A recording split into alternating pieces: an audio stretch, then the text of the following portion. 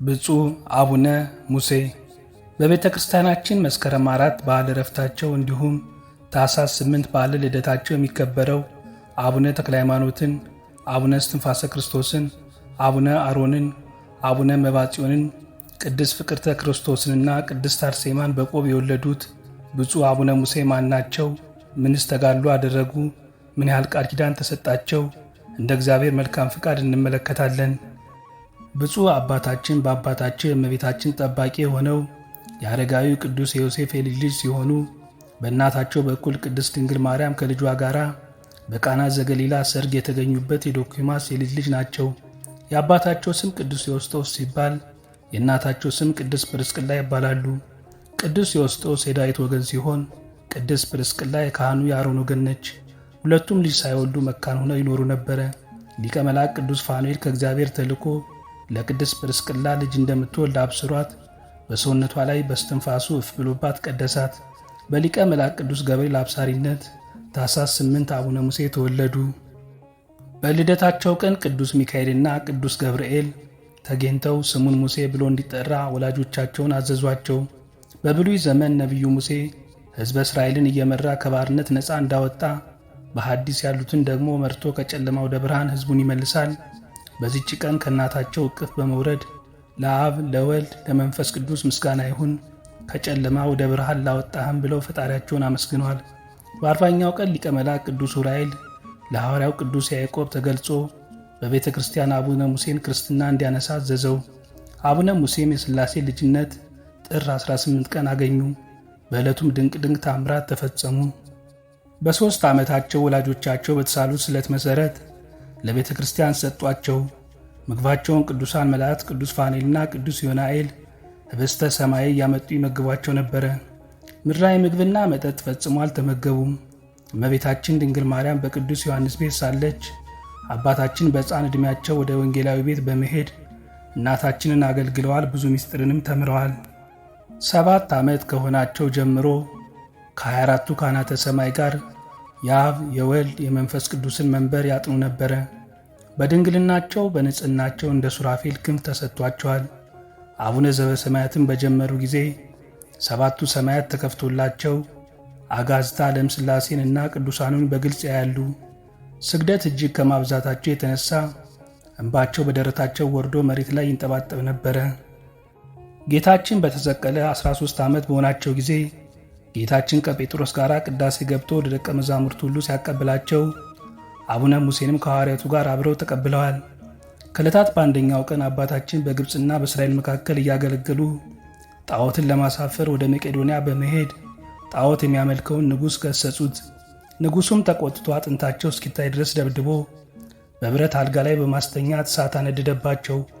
ቅዱስ ገብርኤልና ቅዱስ ሚካኤል ግን እሳቱን እንደ ውሃ ቀዝቅዘው ዳሰው ፈውሰዋቸዋል።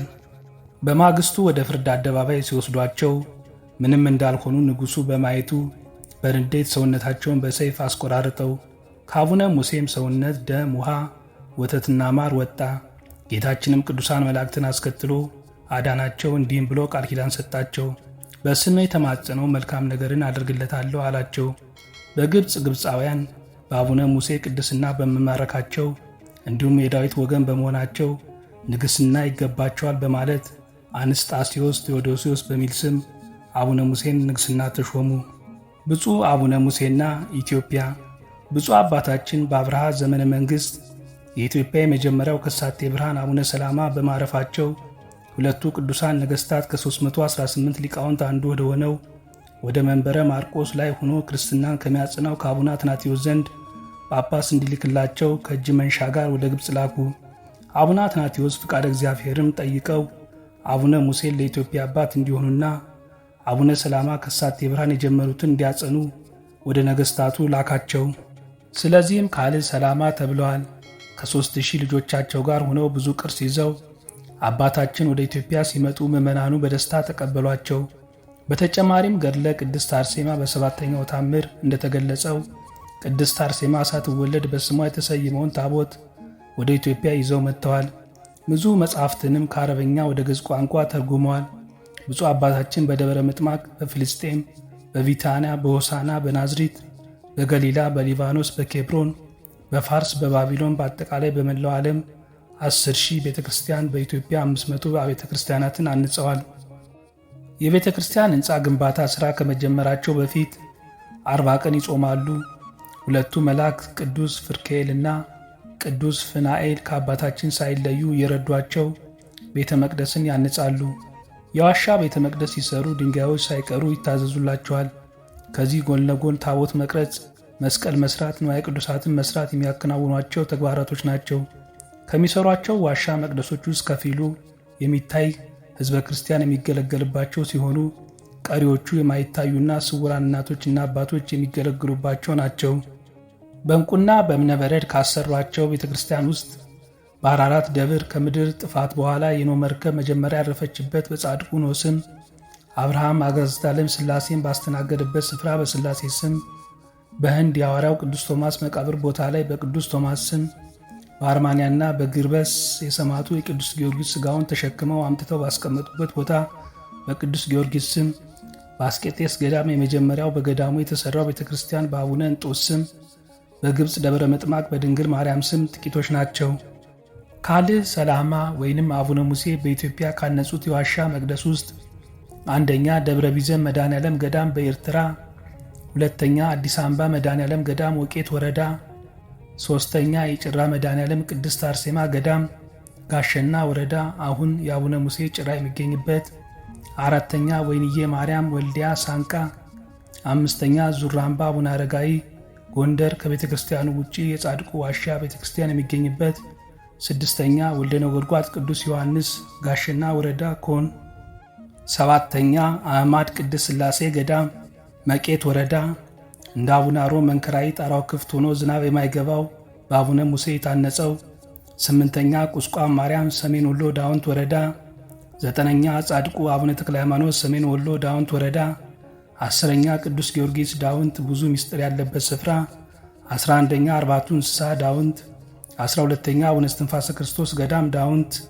የአቡነ እስትንፋሰ ክርስቶስ የረፍት ቦታ፣ 13ኛ ቅድስት ማርያም ዳውንት፣ 14ኛ ገዳም ጊዮርጊስ እና ቅዱስ ሚካኤል መቄት ፍቅርተ ክርስቶስ ገዳም፣ 15ኛ የድባ መቅደስ ማርያም አቡነ ሙሴ ገዳም ሰሜን ወሎ ዳውንት አቡነ ሙሴ በመጨረሻ ያነጹትና የረፍት ቦታቸው ነው። አቡነ ሙሴና ቅድስት አርሴማ። የብፅዕት ቅድስት አርሴማ 7ኛ ታምር ይህ ነው። በግብፅ ከተማ በእስክንድርያ ስሙ አንስጣስዮስ የሚባል ቴዎዶስ የሚሉት አንድ ንጉሥ ነበረ። የጵጵስና ስሙ ይህንን ዓለም የናቀና የእግዚአብሔር መንገድ የተከተለ ብፁዓዊ ሙሴ ነው። ይህችውም የምንኩስና ሕጉ ናት። እርሱ የቅዱሳን ሰማዕታት የጻድቃን አጥንቶች ይሰበስብ፣ ገድላቸውን ዜና ይጽፍ፣ ቤታቸውን ይሠራ፣ ታቦታቸውን ያገባ፣ በየባላቸውም ይቀድስ፣ ሁልጊዜ ታቦቶቻቸውን ይጎበኝ ነበረ። ከዕለታት በአንድ ቀንም ታቦትን ለማሰናዳትና ሜሮን ለመቀባት ወደ ቤተ መቅደስ በገባ ጊዜ ሲዳስስ በወርቅ የተለበጠ በላዩ በሮማይስጥና በዕብራይስጥ ቋንቋ የብፅዕት ቅድስት አርሴማ ስም የተጻፈበት አንድ ጽላት አገኘ። ያን ጊዜ ቅዱሳንን ስማቸውን አሰበ፣ የገድላቸውን ዜና መረመረ። የብፅዕት ቅድስት አርሴማን የሞቷን ዜና አላገኘም። ስለዚህ ነገር በምን ዘመን ሰማዕት እንደሆነች የብፅዕት ቅድስት አርሴማን ሥራ ያስረዳው ዘንድ ወደ እግዚአብሔር ጸለየ። ያን ጊዜ እግዚአብሔር መልአክ ተገለጸለት፣ እንዲህም አለው፣ ብፁዓዊ ሙሴ ሆይ የብፅዕት ቅድስት አርሴማን ሥራ ነግር ዘንድ ስማ። ይቺ ሰማዕት ዛሬ አልተጸነሰችም፣ አልተወለደችም። በወርቅ አምድ በሕይወት መጽሐፍ ስሟ ተጽፏል እንጂ ነቢዩ በመጽሐፍ ሁሉ ይጻፋል እንዳለ እርሷም በኋለኛው ዘመን ሰማዕት ትሆናለች። በዓለም ዳርቻ ሁሉ የገድሏ ዜና ይታወቃል። የሚበዛውን በነፃ አውጭ አገር በኢትዮጵያ ውስጥ ነው አለው። ከዛሬ ጀምሮ የብፅዕት ቅድስት አርሴማን የስም መታሰቢያ መጥራት ታትተው ጽላቷ መካንተ ጋር ይሁን። የመቅደሷ ሕንፃ በሕንፃ ቦታ ጎን ይኑር።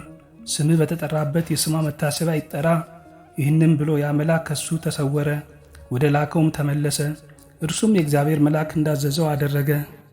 አቡነ ሙሴና አቡነ እስትንፋሰ ክርስቶስ። ከ1000 ዘመን የአቡነ ሙሴ ገዳም ምስረታ በኋላ ዳግማዊ ተክለ ሃይማኖት የተባለው አቡነ እስትንፋሰ ክርስቶስ ተወልዶ ለትምህርት ወደ አቡነ ሙሴ ገዳም በ5 ዓመቱ መጣ።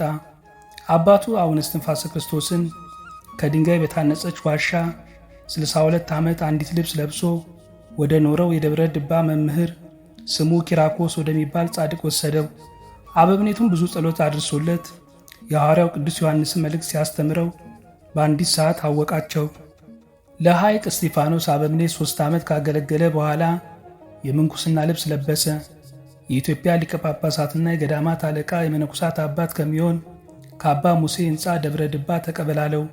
አቡነ ሙሴም ቆብና ሥልጣኑን ሲሰጠው ሁሉ ይገዛልሃል እንዳለው ዘመዶቹ በእርሱ ላይ ስላለው ታላቅ ግርማ እጅግ ተደሰቱ። ሌላው የሚደነቀው የአቡነ ሙሴና የአቡነ እስትንፋሰ ክርስቶስ የልደት ቀን ታኅሳስ 8 ነው። አቡነ ሙሴና አቡነ መባጽዮን፣ አቡነ እንጦስ ወልዶ አቡነ መቃርስ፣ አቡነ መቃርስ ወልዶ አቡነ ሙሴ፣ አቡነ ሙሴ ወልዶ አቡነ መባጽዮንን። አቡነ መባጽዮን ሲነሳ የመድኃኔዓለም ፍቅር በልባችን ያኖሩ አባት ናቸው። ዓመታዊ ክብረ በዓላቸውም ጥቅምት 27 ነው። በገድለ አቡነ ሙሴ እንደተገለጸው አቡነ መባጽዮንን በጸጋ በረከት የወለዱልን አቡነ ሙሴ ናቸው። ለዚህም ከአቡነ መባጽዮን በፊት መድኃኔዓለምን ለኢትዮጵያውያን የዋሻ ቤተ መቅደስ በስሙ በመስራት የሰበኩልን አቡነ ሙሴ ናቸው። ለምሳሌ ደብረ ቢዘን መድኃኔዓለም ኤርትራ፣ አዲስ አምባ ላይ መድኃኔዓለም ከብዙ በጥቂቱ ይገኛሉ። ይህ ሁሉ አቡነ መባጽዮን ሳይወለዱ የታነጹ ናቸው። የአቡነ ሙሴ ጸጋ፣ አንደኛ ዘውገ መላእክት። የመላእክት ወንድም 12 ክንፍ ያላቸው በመሆኑ እንደ መላእክት ይራዳሉ።